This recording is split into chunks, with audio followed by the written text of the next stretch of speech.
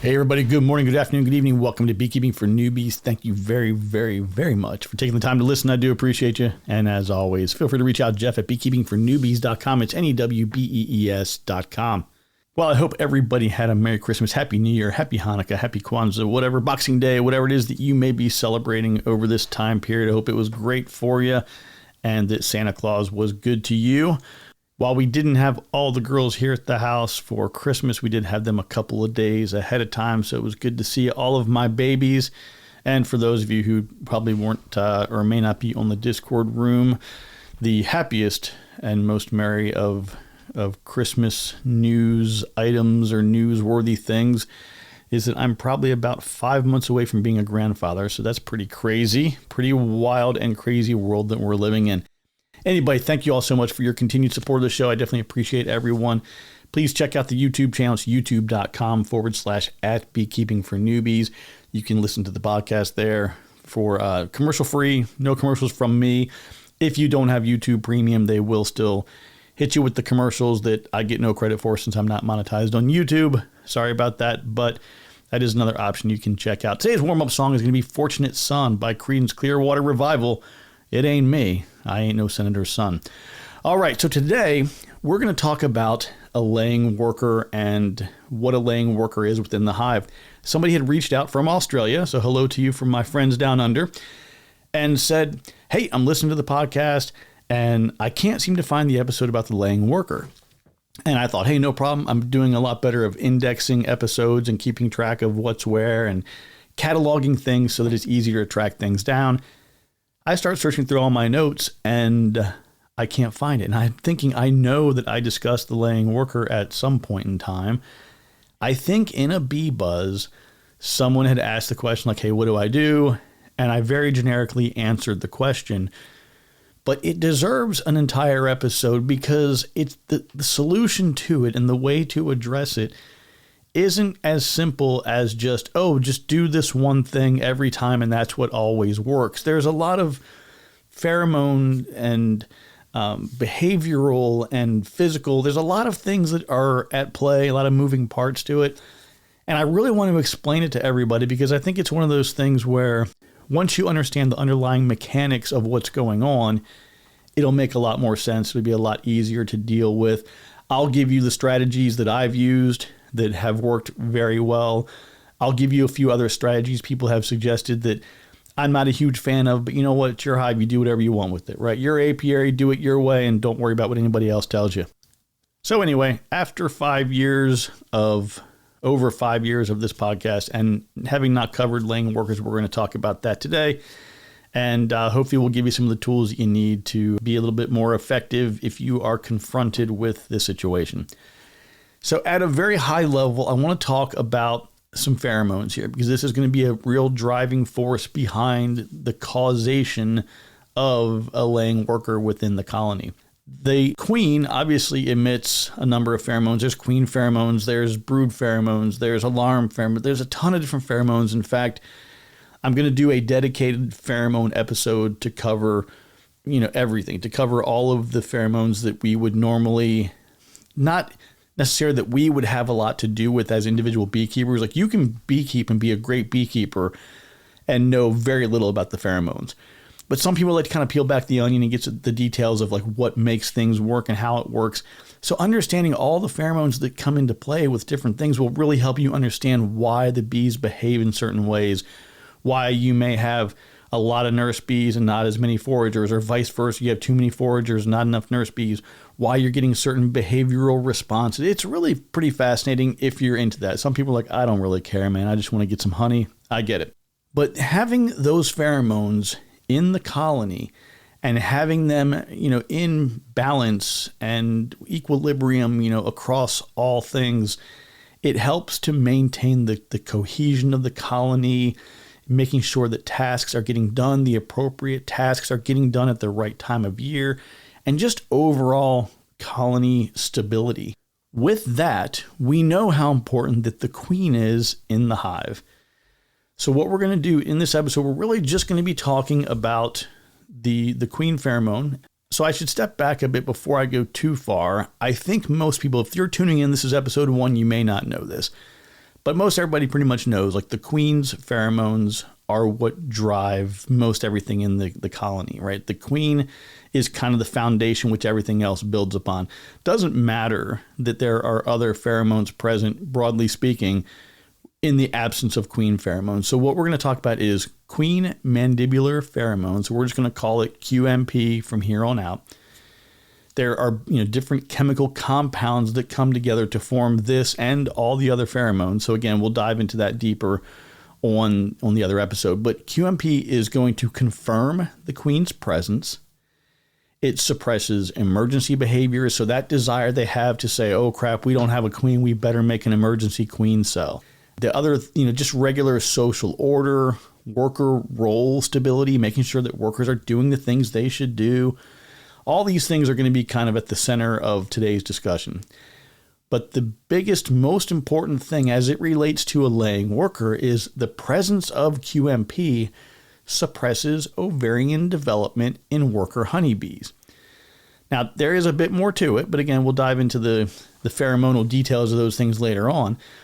But QMP, queen mandibular pheromone, and the presence of brood pheromone, those two things together are going to be the chemicals that are suppressing ovary development within worker honeybees.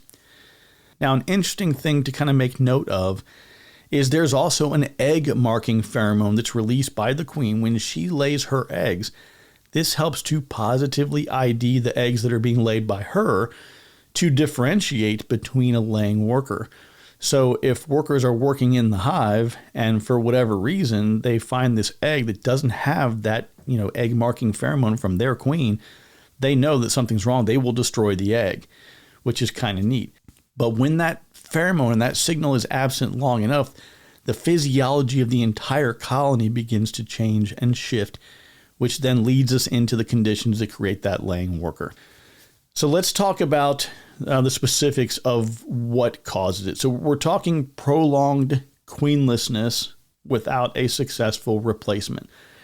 So it could be from swarming, it could be from injury, it could be from some type of a supersedure event that did not go well, that resulted in neither queen being viable. Either the primary queen was potentially dispatched early, the other one didn't come back from a mating flight. Whatever may have happened under supersedure, it didn't work out.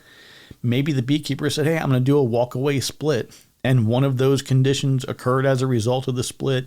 All of those can create the scenario where, there's no queen pheromone present. Now, if you're talking about a split or a situation where a catastrophic thing happened, maybe there was a swarm, there should still be some open brood left, and that brood pheromone will be present. But it's very shortly. Once that brood is capped, that pheromone's not going to be present. That open brood pheromone's not going to be present. The queen is now gone, and the clock sort of starts ticking. So the big question is, how long does this take? How much time do I have to get this resolved as a beekeeper?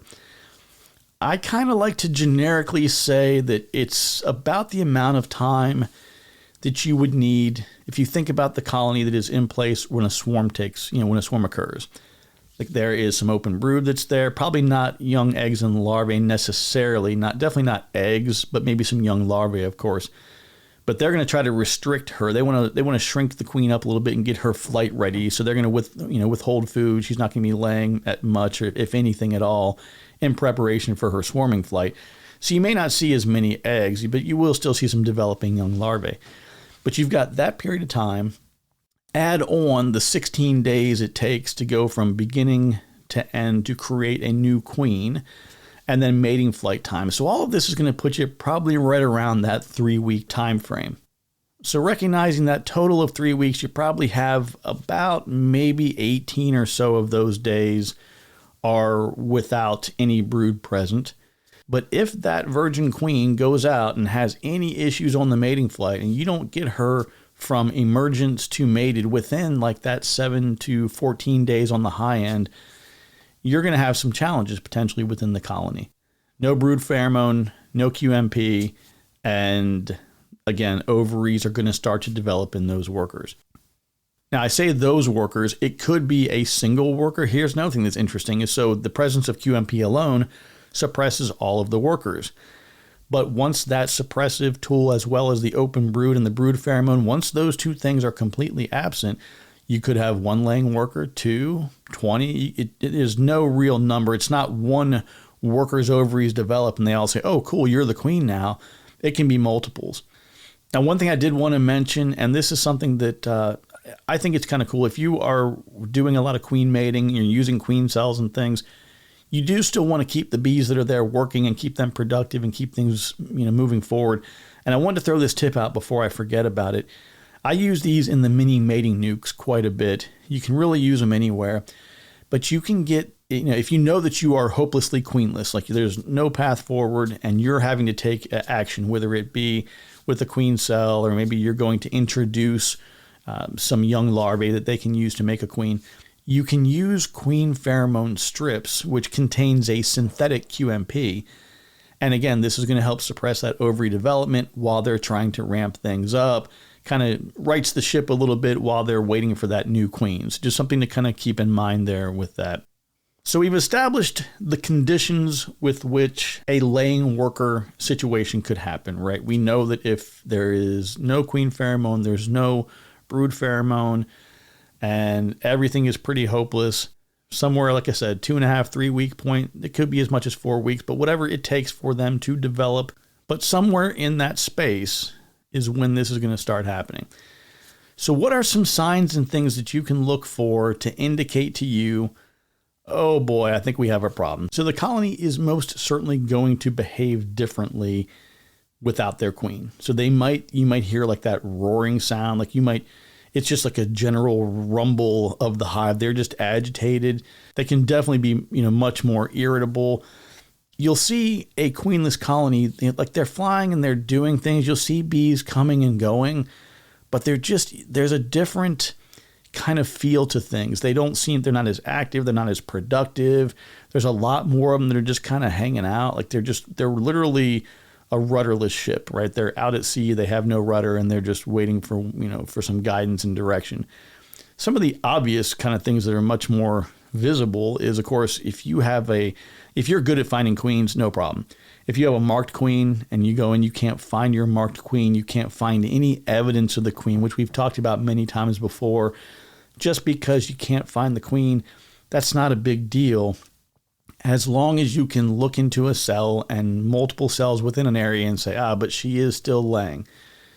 And again, the caveat to that here is there are times of year where she's not going to lay. So just because you don't have eggs doesn't mean you're queenless, but the presence of eggs and a good pattern and all those things is generally a pretty good sign. But if you see no eggs, no larvae, there's no capped worker brood anywhere, these are kind of starting to provide some indicators for you that something's not right.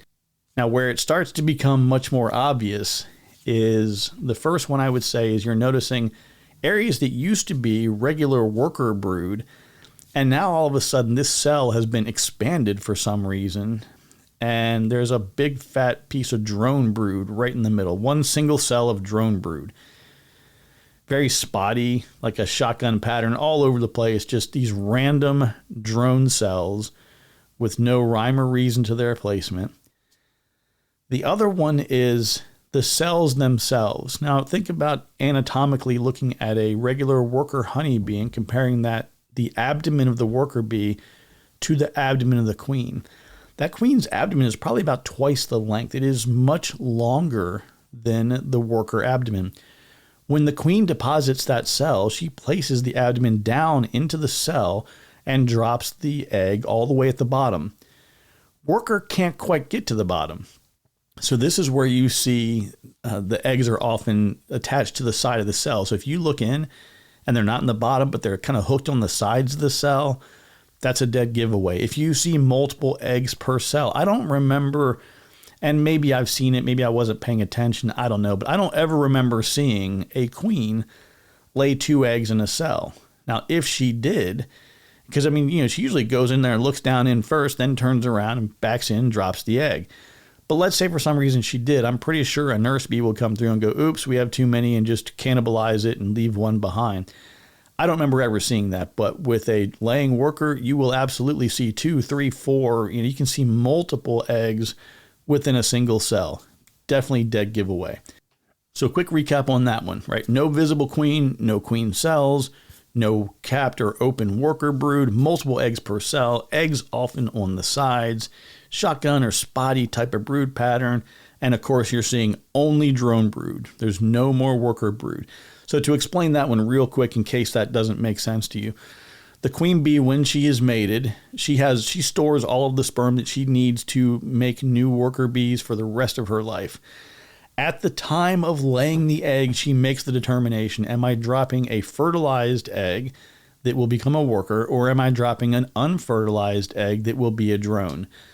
Worker bees never have fertilized eggs, so they can only deliver the drone egg, or an egg that would become a drone that is unfertilized. So hopefully that helps with that a little bit.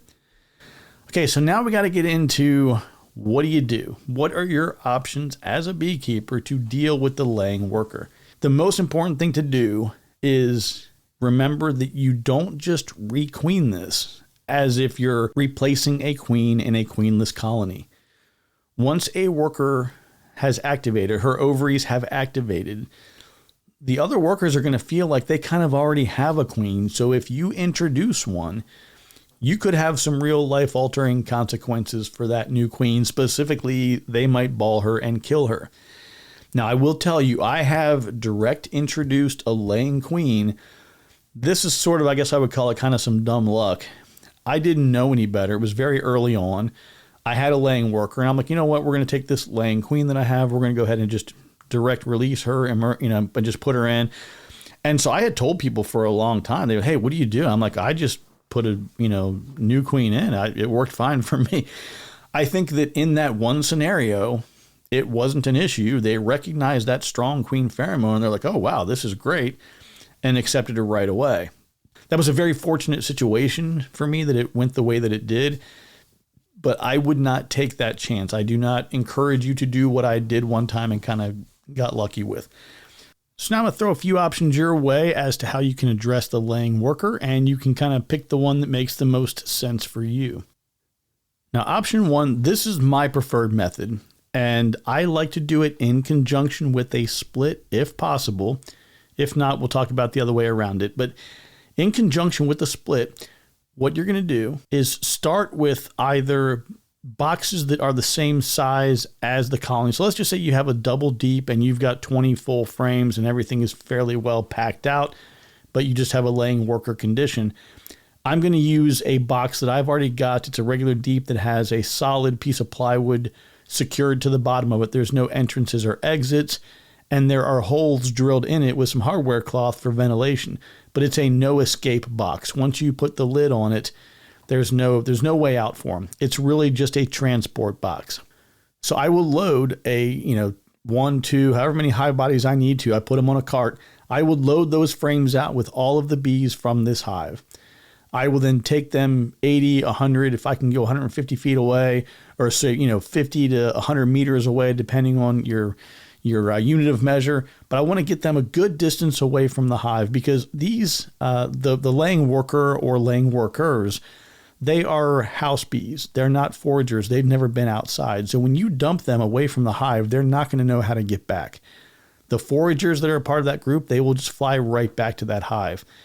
So this is why I like to use, or like to do this in conjunction with the split, because now I'm getting all of my foragers back. I'm bringing over new frames of, full of brood. I'm basically almost bringing in like a nuke or a small nuke as part of my split. So they get all the foragers plus all of the benefits of the split. The original colony I'm splitting from now has reduced pressure to swarm, and it's kind of beneficial across the board. And of course, now that you've got brood pheromone present, laying worker is gone, now you can go through whatever process you want to use to introduce your queen, whether it's a caged queen or a push-in cage or whatever you want to do. Just get your mated queen in there. Now, if you're not doing this method in conjunction with the split, my other way that I like to do this is I have apiaries in multiple locations.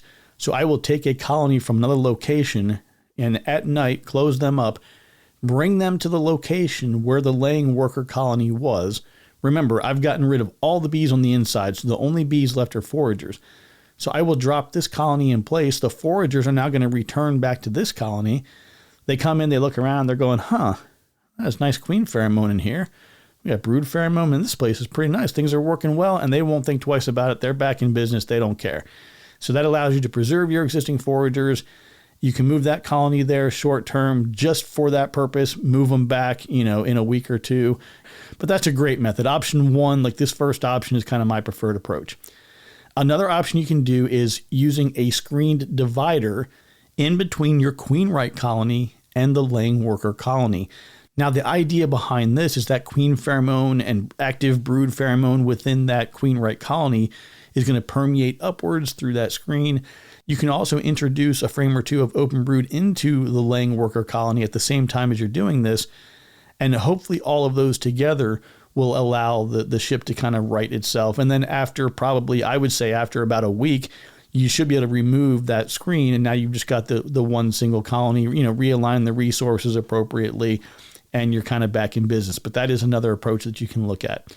The next option number 3 here, is you can add frames of open brood repeatedly to kind of reintroduce that brood pheromone, which again is hopefully going to suppress ovary development. But the real question with this is how much is enough, and for how long of a period of time do you have to do this for it to be enough to be effective? Because, time is nectar, right? If you're wasting time, if you're burning nectar flow time, trying to resolve these issues, that's a real challenge. But if you have these resource nukes available, or you have open brood frames you can get from somewhere, and maybe you put them into this laying worker colony, say on Sunday, maybe you add a couple more on Wednesday, maybe another one on Saturday, and then you bring your new queen in on Sunday. Maybe that would work. Maybe putting her into a push-in cage versus a standard, candy plug cage. Maybe that might be a better approach to get that scent permeating a little bit longer. But, if you can only spare one brood frame, do you put that in Tuesday, Wednesday, and then try to bring a queen in on Saturday? Again, it's a bit riskier whenever you're dealing with this. You've got to get rid of that laying worker. You've got to get those ovaries suppressed by pheromone. And that's where, again, it goes back to, I think the idea of using a push-in cage is still really solid on any method where you need to gradually get them adjusted again to that pheromone. Okay, and the last one I've got on this list is just combining them with the queen right colony. Now, I don't use the air quotes newspaper method for anything ever in hive combining. I have friends and people I know who will say, I really don't care which queen it is. I've got 2 colonies. I'm combining them. They'll figure it out. They will take 2 queen right colonies, stick them together. The colonies themselves will decide which queen pheromone they like the best. They'll dispatch the other queen, and now they have a queen right colony, and all is great in the world. That happens all the time. Beekeepers do it all over the place without issue. I do what I just call smoke and go. I will take a queen right colony, a queenless colony for at least a day or two, and then I will just smoke everything up and integrate the colony, or integrate the frames into the existing colony. And I've never had a problem with that. Like the newspaper method that people I've seen, so there are like 150,000 videos on YouTube about how to combine colonies with newspaper. I need to do a video on like how to combine colonies without newspaper, because it's ridiculous. Anyway, this is a scenario. If you told me like, where would you ever use newspaper in a bee combining situation? This is actually one that would make sense if you were going to go this route. What you're going to do is take a couple sheets of newspaper, put it in between the two, the queen right and the laying worker colony, put a bunch of pin pricks, like little holes inside the newspaper, from the top to the bottom. And what that does is it makes a starter hole that the bees can then kind of grab a hold of to start tearing things open gradually. This will then allow those workers from from both colonies basically to start integrating together. And you don't have a situation where there's an overwhelming number of workers all of a sudden deciding, hey, that's a competing queen, let's get her. They will kind of trickle their way through, and after 3 or 4 days, everything is kind of combined. You can, maybe the next weekend you pull off the scrap paper or whatever is left behind. That's the only scenario where it really doesn't, or where it really makes sense to go with that kind of approach. I mean, really, who actually has newspaper anymore? Like, I don't get a paper at, I guess they maybe still print things. I don't even know, but it's just so much better to just do a smoke and go on most situations. But again, to me, like, I don't want to waste a week. I don't want to waste a week of like normal bee activity trying to join a colony and that has a laying worker and getting the ovary suppressed and going through all that. I would rather just shake them off to the side, take all their resources, give it to another colony, and be back in business. But here's the beautiful thing about it. It's your apiary. They're your colonies. Go out and explore a little bit. Come up with a method that works with you for you. Whether you're replacing the queen pheromone with pheromone strips, open brood, or you're using push-in cages or a screened section that's adjacent to, above, left, or right of a queen right colony. You just need to find a way to get the pheromones back in balance between the queen mandibular pheromone and the brood pheromone. That's all it comes down to. If you find a way to do that and to restore that balance, ovaries get suppressed, there's no more laying worker, and you just got to get your queen, get a queen back in there in one capacity or another via combination, reintroduction, or even, do a queen pheromone strip with the queen cell. Whatever you got to do, be creative and have some fun with it. But the key takeaway and the point to remember is when the pheromones are absent, bad things are going to happen. And it's not a super easy correction. You're not going to just drop a queen in and everything is fixed. You're going to have to get rid of the laying worker one way or another. So to kind of wrap everything up here, laying workers, they're not the most common thing that happen, but it can be a little intimidating. You can see these conditions and see the situation and kind of be like, oh crap, what do I do? And under the wrong conditions, again, it can happen. And definitely the longer that your colony is queenless, the greater the likelihood is of it happening. But if you're able to recognize the signs, right? When you recognize like, geez, I know we've been queenless for a while. I'm waiting on whatever it might be. It took me 2 weeks to realize they were queenless. I had to order a queen because I can't get one locally. We're going to be right around the 3-week point. Consider the queen pheromone strips. Consider bringing in a frame of open brood that could put that brood pheromone in there. Caged release of the queen, doing the push-in cage. Regular cage can still absolutely work. I mean, her pheromone can get in there and start to disseminate throughout the colony. That works as well. But the earlier that you're starting to recognize some of these things, the quicker you can take action, more decisive action, and reduce the likelihood of this kind of even happening in the first place. But the best news of all on the whole thing is it's absolutely correctable. It's fixable. All of the resources within the colony can still be used one way or another, whether you combine them with another colony, whether you use it as a base for a split, after you've gotten rid of the potential laying offenders. Like, everything still gets used. You got to do a little bit of work, but it's definitely not the end of the world. Okay, so next week, I think I'm going to try over the next couple of weeks here. We got a few things teed up. I've got to get my hive hugger video done. I've got all my hardware here, and I need to get it installed into a couple of my hives, because what I'm doing first off is I'm going to get my heated frames, and I'm going to be testing my heated frames versus in a hive hugger configuration versus the heated frames in a regular uninsulated hive. And we're going to just kind of compare like resource utilization, how much energy, how much actual power is used to maintain certain temperatures. So I'm at least hoping to get the hive hugger kind of unboxing sort of video done within the next 2 weeks here. So we'll get that up as soon as we can. I'm going to start doing some yard prep videos. Last year I was doing like a selecting my space kind of thing, and I showed like an overview map. It's a video on YouTube. I can probably drop that in this episode if anybody's interested. But that was sort of a how do I select, how do I choose where I'm going to put my hives. I'm going to be doing some cleanup and preparation of some equipment, some frame assembly, and just odds and ends. So I'll just put together videos for whatever I'm doing to get ready for the spring. And then I've got, I think, 5 packages coming to the house here in late March, early April, and we'll start documenting all that cool stuff. But remember, you can listen on youtube.com/@beekeeping for newbies. You can listen to the podcast there. Like I said before, it's all commercial free outside of the YouTube ads that they're going to throw at you. And that's all I've got for you right now. So take care, be kind to one another. Remember that I love you. There's nothing you can do about it. We'll talk to you soon.